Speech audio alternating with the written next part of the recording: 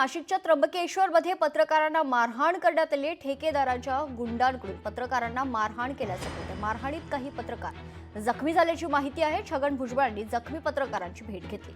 रुग्णालयात जाऊन मंत्री भुजबळांनी पत्रकारांची विचारपूस केली। गाड्यांच्या प्रवेशाची पावती घेणाऱ्या गुंडांकडून मारहाण केल्याचं कळतंय।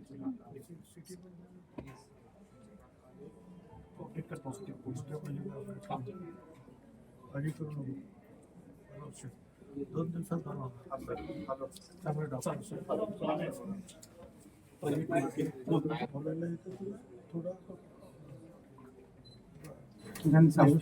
दिसताना काही त्रास होतो काय?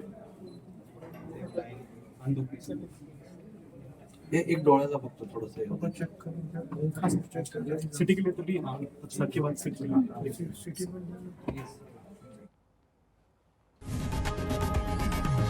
लोकशाही मराठी ऐका, पहा, जागरूक रहा।